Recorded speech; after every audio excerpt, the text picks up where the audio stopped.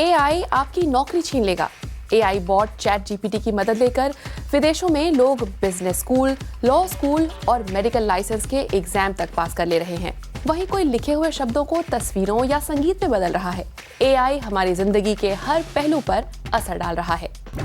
अगर आपको भी लगता है कि हमारी आज की दुनिया बहुत कॉम्प्लिकेटेड होती जा रही है, तो ये सुनिए कि इंसानों के बनाए ऐसे आर्टिफिशियल बीइंग्स को लेकर चिंताएं नई नहीं हैं, बल्कि प्राचीन ग्रीक मिथकों में आज से कोई 2700 साल पहले से मौजूद रही हैं। ग्रीक मिथकों में इंसानों जैसे ही बुद्धिमान कई ह्यूमैनॉइड्स का जिक्र मिलता है। उन्हें लेकर सवाल तब भी थे और अब भी हैं। ग्रीक मिथकों में आग, कारीगरी और लोहे का काम करने वालों के एक देवता माने जाते थे, हेफेस्टस। जिक्र मिलता है कि उन्होंने कई ऐसे आर्टिफिशियल असिस्टेंट बनाए थे, जैसे मेडन, जो कि सोने की बनी थी, बुद्धिमान थी और बोल सकती थी। मालिक को जो चाहिए उसे पहले ही भांप कर उनकी जरूरत पूरी कर सकती थी।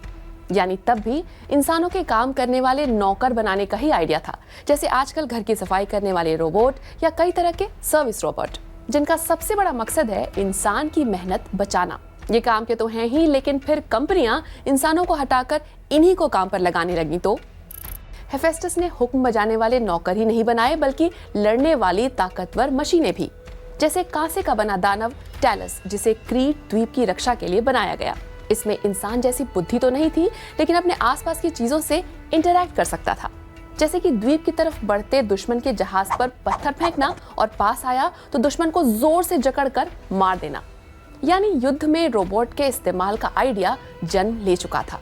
हाल ही में रूस यूक्रेन युद्ध में भी इसकी मिसालें दिखी, जहां इंसान के बिना केवल एआई से चलने वाले कई कॉम्बैट व्हीकल्स का इस्तेमाल हुआ।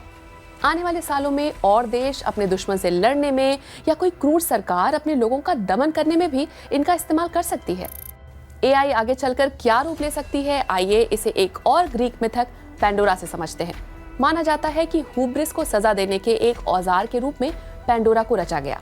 ग्रीक मान्यता में हुब्रिस वो लोग थे जो अपने आप को इतना बड़ा समझने लगते थे कि ईश्वर की बराबरी कर सके। ऐसे लोगों को उनकी जगह दिखाने के लिए पेंडोरा का इस्तेमाल होता था। माना जाता है कि पेंडोरा भी धरती पर भेजी गई और यहाँ उसने अपना मिथकीय जार खोलकर हर तरह की बुराई फैला दी। कुछ पेंडोरा के उस जार जैसा ही आजकल का एआई भी एक ब्लैक बॉक्स है। उसमें क्या जाता है और उससे क्या निकलता है ये तो हमें पता है, लेकिन उसके अंदर वो किसी नतीजे पर कैसे पहुंचता है ये तो खुद उसे बनाने वालों को भी ठीक नहीं पता।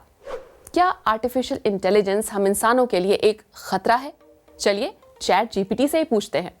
चैट जीपीटी दिखाता है कि इससे कम समय में बहुत कुछ किया जा सकता है, जो कि एक फायदे वाली बात है, लेकिन इससे लोगों की जॉब जाएगी और किसी गलत मकसद के लिए एआई का इस्तेमाल हो सकता है, ये भी मानता है। कम से कम ग्रीक मिथकों में तो इन ह्यूमैनॉइड्स के कारण कभी भी हैप्पी एंडिंग नहीं हुई थी, लेकिन हैं तो ये सारे मिथक ही। आजकल के एआई से ये इतने मिलते जुलते हैं कि इनकी तुलना तो होगी, लेकिन सच ये है कि आज की सच्चाई उस समय की किसी भी कल्पना से ज्यादा कॉम्प्लेक्स है। अगर ग्रीक मिथकों से जुड़ी चिंताओं को एक किनारे रख दें, तो हम समझ पाएंगे कि आर्टिफिशियल इंटेलिजेंस हम इंसानों के कितने काम आ सकता है, बशर्ते उसे सही तरह से इस्तेमाल करें और उसके रेगुलेशन का भी पुख्ता इंतजाम रखें। कुछ मिसालें देखिए। शारीरिक रूप से अक्षम लोगों की मदद करने में एआई से क्रांति आ सकती है। सोचिए, जिन लोगों को दिखाई नहीं देता उन्हें भी उनके माहौल का पूरा ब्यौरा मिल सके तो। नई दवाएं बनाने के लिए हमेशा नए मॉलिक्यूल्स की तलाश रहती है। एआई के इस्तेमाल से रिसर्चरों को ऐसे मॉलिक्यूल खोजने में बहुत मदद मिल सकती है। प्राकृतिक आपदा के वक्त लोगों को बचाने और मदद पहुंचाने में भी ये बेजोड़ साबित होगा। अगर आपदा की भविष्यवाणी में एआई का इस्तेमाल हो तो काफी पहले ही आने वाले संकट से नुकसान घटाने की तैयारी हो सकती है। वर्ल्ड इकोनॉमिक फोरम का अंदाजा है कि 2-3 सालों में ही एआई हमारी करीब 8.5 करोड़ नौकरियां छीन लेगा, लेकिन साथ ही एआई के कारण कोई 9.7 करोड़ नई नौकरियां पैदा भी होंगी। आप एआई को कितनी गंभीरता से ले रहे हैं? क्या इससे डर रहे हैं, बचना चाह रहे हैं, या हर सूरत में इसके लिए तैयार हैं? कमेंट करके बताइए।